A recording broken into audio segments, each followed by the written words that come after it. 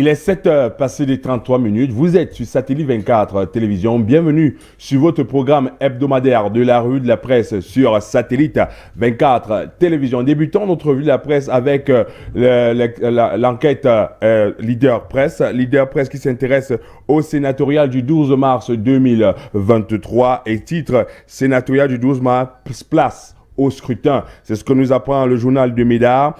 Il s'intéresse comme ça aux différents scrutins, comment le scrutin se déroule dans les différentes provinces et régions du Cameroun. Le leader presse s'intéresse aussi à la prise de parole du ministre de la Réforme administrative et de la fonction publique, Joseph Lé, aux obsèques du ministre Ndondo Ndoké. On ne s'élève pas en éliminant son frère ou sa sœur. Retour sur cette déclaration de la grande élite de l'Est Cameroun. Poursuivons avec défis actuels qui s'intéressent au développement agricole. Objectif 10 millions de tonnes de bananes plantains en 2030. C'est l'objectif que s'est fixé l'État du Cameroun avec une production actuelle évaluée à 7000 tonnes par an. L'ambition du Cameroun est adossée sur le plan national d'investissement agricole de deuxième génération. C'est en découvrir en page 3 de défis actuels. Ce matin, défi actuel s'intéresse à l'énergie, des incertitudes sur le ravitaillement en électricité en 2023. C'est à parcourir dans les pages de défis actuels ce matin. On poursuit avec le quotidien Réalité Plus. Le quotidien Réalité Plus s'intéresse à la Sonacam et s'intéresse aux paroles, à la prise de parole du PCA à Tébazor, PCA de la Sonacam. J'invite mes collègues artistes, musiciens à l'unité et à la paix pour solutionner tous nos problèmes. Forte déclaration que le PCA de la Société nationale camerounaise de l'art musical tire des leçons de l'Assemblée générale qui s'est tenue à Yaoundé le 28 février avec beaucoup de résolutions qui visent à améliorer les conditions de travail, de vie de l'artiste musicien au Cameroun. À Tébazor annonce aussi les grands chantiers de 2023 et 2024 et remercie le président Paul Biya pour tout ce qu'il a apporté aux artistes ces dernières années. C'est dans cet entretien, vous découvrez l'entretien qu'a offre Réalité Plus au PCA et à Tébazor. Toujours quotidien Réalité Plus s'intéresse à la Cameroun Water Utility Corporation et dit le DG Blaise Moussa reçoit un grand investisseur turc en matière de production d'eau potable. C'est en lire en page 4. Collecte des ordures à Yaoundé qui veut bloquer les activités de la nouvelle société Tiklof. C'est en lire en page 5. Ce matin de quotidien Réalité Plus. On s'intéresse aux témoins. Le témoin s'intéresse à faire Martinez de Zogo, la communication gouvernementale au tribunal. L'opinion souhaite avoir davantage sur cette enquête mixte instruite par le chef de l'État, mais qui traîne à connaître son épilogue. Malgré l'interpellation de plusieurs suspects dans une sortie hier, René Emmanuel Sadi, porte-parole du gouvernement, ne se reconnaît pas dans le mutisme dont on pointe du doigt le gouvernement. C'est en lire en page 3 du Témoin ce matin. Le Témoin s'intéresse à l'insalubrité, péril sur le ramassage des ordures ménagères à Yaoundé. C'est ce que nous apprend ici le Témoin. Selon des employés, la nouvelle société de ramassage d'ordures est en pleine grève ce matin. Parcourir en page 11 du Témoin ce matin. On s'intéresse au quotidien Mutation. Le quotidien Mutation s'intéresse à l'affaire Martinez Zogo et titre « Vous me la bouclez ». C'est la grande exclamation que donne le Mutation ce matin. Dans un communiqué rendu public hier, le gouvernement invite les professionnels des médias à entendre sagement la publication des résultats de l'enquête en temps opportun sous peine de poursuite judiciaire. Une mise en garde qui passe mal plus d'un mois après l'assassinat du chef de chaîne d'Amplitude FM. Découvrez le communiqué du ministre de la Communication, porte-parole du gouvernement en page 4 de quotidien Mutation. Mutation s'intéresse au ramassage des ordures des employés de Tiklof en grève. C'est la grande enquête que vous propose Mutation ce matin. C'est en lire en page 4. Mutation aussi s'intéresse à dans la ville de Yaoundé. Les médicaments sont toujours dans les rues. Les médicaments sont toujours accessibles dans les rues de Yaoundé. C'est une grande exclamation que vous propose Mutation ce matin. Poursuivons avec le quotidien Le Jour. Martinez, on attend. C'est le grand titre que vous propose Le Jour ce matin. C'est en lire en page 3 suite à la déclaration du porte-parole du gouvernement, le ministre de la Communication est René Emmanuel Sadi. Ramassage des ordures à Yaoundé, grève à la décharge d'Onkol Foulou. Nous apprend le journal Le Jour ce matin que des employés de la nouvelle entreprise de ramassage d'ordures sont en grève pour les conditions de travail. Et on s'intéresse Boko Haram vers un retour des kamikazes, une interrogation que pose le quotidien Le Jour. Un incident survenu à la frontière du Cameroun impliquant ce mode opératoire redouté ravive les inquiétudes. C'est en lire en page 5 du quotidien Le Jour. On s'intéresse maintenant au journal Info à chaud qui s'intéresse à l'assassinat Martinez Ogo. Lady Ponce réclame justice. L'étoile de la musique camerounaise fulmine. Tout sang doit maudire la descendance de ceux qui ont assassiné jusqu'à la 10e génération. Dixit, l'artiste camerounais. C'est en lire en page 11 cette forte déclaration. Poursuivons avec Yaguar, c'est sur Info à chaud. Le ministère de la Jeunesse renforme les jeunes du haut réamorce. C'est en lire en page 6 et 7 de Info à chaud ce matin. Info à chaud s'intéresse à la Cameroun Water Utility Corporation et dit préservation de la ressource en eau du lac de la Meufou. La Camouata lance une vaste opération de nettoyage. C'est en lire en page 3 de Info à chaud ce matin. On s'intéresse au quotidien Éco-Santé, semaine de la femme. Le CNTS en campagne de collecte des poches de sang.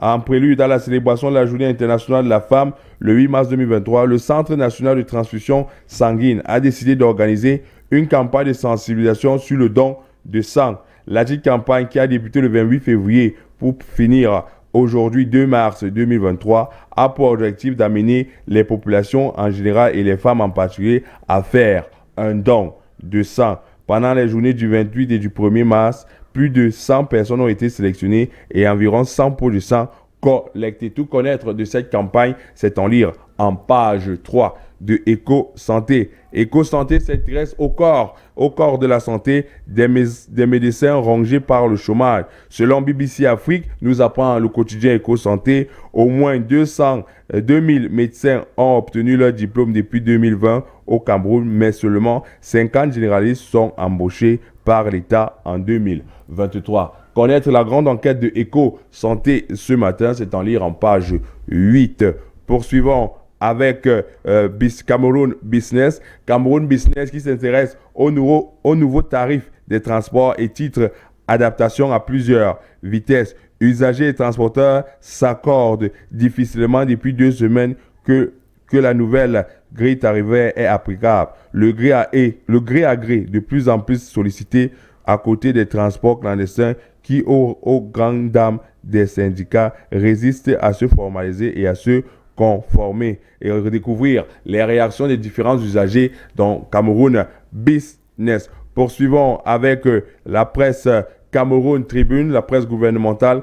Communication sur l'affaire Martinez-Ogo, l'appel au sens de la mesure, c'est le grand titre que propose Cameroun Tribune ce matin. Dans un communiqué du gouvernement rendu public hier, le ministre de la Communication et porte-parole, René Emmanuel Sadi, rappelle les pouvoirs publics, comme tous les autres acteurs sociaux, sont soumis au respect du secret de l'instruction dans le cadre d'une procédure judiciaire en cours. C'est en lire en page 2 de Cameroun Tribune. Cameroun Tribune vous propose dans ses chroniques Zone industrielle Yaoundé Sud, stop à l'imbroglio. Lire la grande chronique que vous propose Cameroun Tribune, c'est en lire en page 4 et 5.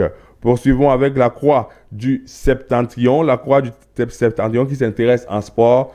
Tokna Sport, une vision originale de rassemblement. C'est ce que nous vous propose ici. La Croix du Septentrion. La Croix du Septentrion s'intéresse également à Yaguar, l'ambassadeur des États-Unis d'Amérique en visite dans la région de l'extrême Nord. C'est en lire sur le numéro du 2 mars 2023. Poursuivons avec le financier d'Afrique, programme économique, le FMI enquête sur la gouvernance financière au Cameroun. C'est la grande une que vous propose le financier d'Afrique. Une mission de cet organisme a entamé depuis le 27 février dernier une revue de la gouvernance budgétaire, fiscale et douanière, la passation des marchés publics, des contrats et leur application, ainsi que l'état de droit. C'est en lire dans les pages de financiers d'Afrique ce matin. La monnaie, le financier s'intéresse à la monnaie. Le calendrier du retrait des billets de la gamme de 1992